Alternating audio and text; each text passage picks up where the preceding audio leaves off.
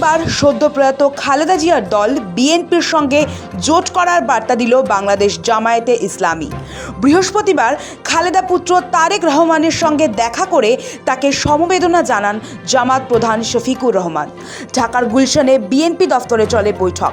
সেই বৈঠক থেকে বেরিয়েই তিনি সংবাদ মাধ্যমকে জানান, দেশের স্বার্থে বিএনপি এবং জামাত মিলেমিশে কাজ করতে পারে। তারেক এবং বিএনপি নেতারাও একই মত ব্যক্ত করেছেন বলে দাবি করেন শফিকুর। প্রিয় দেশের স্বার্থে অতীতে আমরা একসাথে কাজ করেছি, আগামীতেও দেশের স্বার্থে ইনশাআল্লাহ আমরা একসাথে কাজ করব।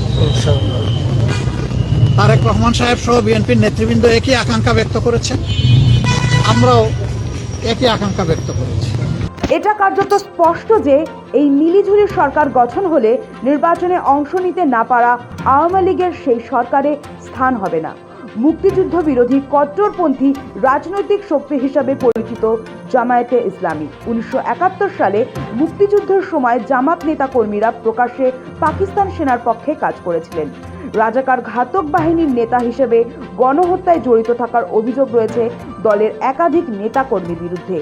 হাসিনা জামানায় কয়েকজনের সাজাও হয়েছে আন্তর্জাতিক অপরাধ ট্রাইব্যুনালে। 2013 সালে জামাতের ভোটে লড়ার উপর বিধিনিষেধ জারি করেছিল বাংলাদেশ সুপ্রিম কোর্ট।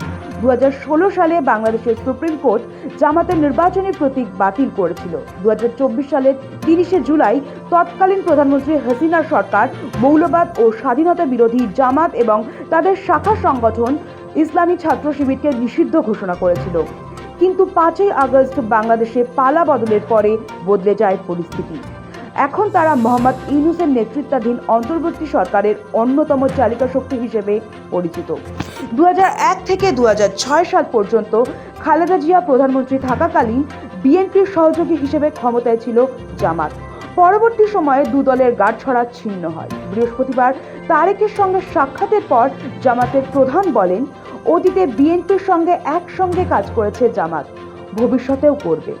একই সঙ্গে তিনি জানান, 5 বছরের জন্য জাতির স্থিতিশীলতার স্বার্থে একটা সুন্দর পরিবেশ ফিরিয়ে আনার স্বার্থে সবাই মিলেমিশে ভালো কোনো চিন্তা করা যায় কিনা সেটাও চিন্তা করা দরকার।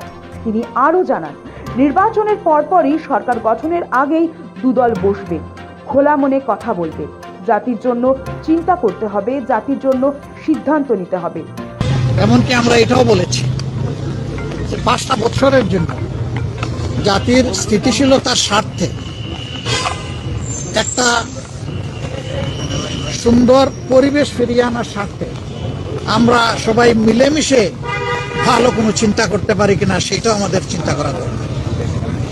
এবং আমরা এটাও বলেছি, নির্বাচনের পরপরই সরকার গঠনের আগেই আমরা ইনশাল্লাহ বসবো, খোলা মনে কথা বলবো, জাতির জন্য আমরা চিন্তা করব, জাতির জন্য আমরা সিদ্ধান্ত নেব। শফিকুরের মন্তব্য থেকে স্পষ্ট, ভোটের আগে জোট না হলেও নির্বাচনের পর বিএনপির সঙ্গে জোটে যেতে চান তারা। কয়েকদিন আগেই এক আন্তর্জাতিক সংবাদ সংস্থাকে দেওয়া সাক্ষাৎকারে জামাত প্রধান বলেছিলেন, তারা চান আগামী 5 বছর দেশে একটি সব দলের সরকার ক্ষমতায় থাকুক। বাংলাদেশকে শোধরাতে এমন একটি সরকার প্রয়োজন বলে ওই জামাত নেতা সাক্ষাৎকারে বলেছেন। তাৎপর্যপূর্ণ হলো, জামায়াতে ইসলামী তাদের এই নয়া প্রস্তাবের কথা এমন সময় প্রকাশ্যে এনেছে যখন বাংলাদেশে খালেদা জিয়ার মৃত্যুকে কেন্দ্র করে শোকের ছায়া রয়েছে। শুধু তাই নয়, খালেদার স্মৃতি ঘিরে এক আবেগের বাতাস বইছে পদ্মাপাড়ের রাজনীতিতে। বুধবার দুপুরে রাজধানী ঢাকা যখন খালেদার শেষ যাত্রাকে ঘিরে জনসমুদ্রে পরিণত হয়েছে, তখন জামাত প্রধান আন্তর্জাতিক সংবাদ সংস্থাকে সাক্ষাৎকারে জাতীয় সরকার গঠনের প্রস্তাবটি প্রকাশ করেন। সেই সাক্ষাৎকার দিয়ে এসে তিনি খালেদা জিয়ার বিদায় যাত্রায় অংশ নেন। আর তারপর থেকে জল্পনা শুরু হয়েছে বিএনপির সঙ্গে শেয়ানে লড়াইয়ের বার্তা দিয়েও শফিকুর রহমান কেন ভোটের পর জাতীয় সরকার গঠনের কথা বলছেন। রাজনৈতিক মহলের ব্যাখ্যা হলো, খালেদার মৃত্যুতে বিএনপির বিপুল আসনে জয়লাভের মধ্যে দিয়ে ক্ষমতায় ফেরার সম্ভাবনা এক প্রকার নিশ্চিত।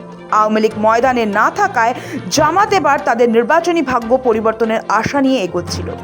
জামাত মনে করছিল, অতীতের রেকর্ড ছাপিয়ে এবার অনেক বেশি আসন নিয়ে তারা জাতীয় সংসদে প্রতিনিধিত্ব করবে। অতীতে বিএনপির সঙ্গে জোট করেই জামায়াতে ইসলামী বাংলাদেশ সংসদের 300 আসনের মধ্যে সর্বোচ্চ 18টি পেয়েছে। একক শক্তিতে তারা কখনো 10-এর গণ্ডি পেরোয়নি। আসন্ন জাতীয় সংসদ নির্বাচনে তারা নজিরবিহীন ফল করবে বলে আশাবাদী ছিল। কিন্তু খালেদা জিয়ার মৃত্যুকে কেন্দ্র করে যে আবেগের হাওয়া বইতে শুরু করেছে, তাতে জামাতের পক্ষে খুব বেশি আসনে জয়লাভ সহজ হবে বলে নেতৃত্ব মনে করছে না। কিন্তু তারা চাইছে আগামী সরকারে অংশ নিয়ে দেশকে ইসলামিক পথে চালিত করা। জামাত প্রধান এই ব্যাপারে তাদের অবস্থান স্পষ্ট করেছেন। তিনি বলেছেন, তারা মনে করেন অন্তত 5টি বছর বাংলাদেশে এমন সরকার থাকা উচিত যারা ইসলামিক মতাদর্শকে সামনে রেখে দেশ পরিচালনা করবে, এবং সেই সরকারের অন্যতম এজেন্ডা হবে দুর্নীতিকে পুরোপুরি নির্মূল করা। জাতীয় সরকার গঠন করে তারা সেই সরকারের এই ভূমিকা নিশ্চিত করতে চান। জামাতের মতে বাংলাদেশের একাধিক সমস্যার একটি হলো দুর্নীতি। এখন প্রশ্ন হলো, বিএনপি কি জামায়াতে ইসলামের এই সিদ্ধান্তে সম্মতি দেবে? গুঞ্জন চলছেই, তবে মোটের উপর এমন কোনো প্রস্তাবে সায় দেওয়ার সম্ভাবনা কম। অনেকেই মনে করছেন, জাতীয় সরকার গঠনের প্রস্তাব দিয়ে জামাত আসলে আগামী সরকারে তাদের কর্মসূচি বাস্তবায়নের সুযোগ নিতে চাইছে। যেহেতু তারা বুঝে গিয়েছে যে ফলাফল হতে চলেছে তাতে তাদের সরকার গড়া দূরে থাক, সরকারকে চাপে রাখাও কঠিন হয়ে পড়বে। সেই কারণেই তারা আগে ভাগে জাতীয় সরকার গঠনের প্রস্তাব দিয়ে রাখলো। আগামী 12ই ফেব্রুয়ারি বাংলাদেশ জাতীয় সংসদে 300টি আসনেই এক দফায় নির্বাচন হবে। ওই দিন একই সঙ্গে হবে জুলাই সনদ নিয়ে গণভোটও।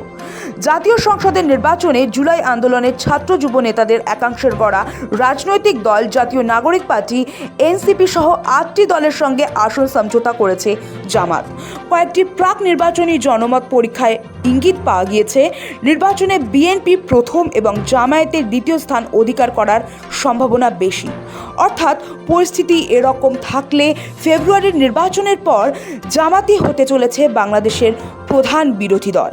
তবে বিরোধী আসনে না বসে জামাত বিএনপির হাত ধরতে পারে বলে মনে করছেন অনেকেই। ব্যুরো রিপোর্ট, সময়, কলকাতা।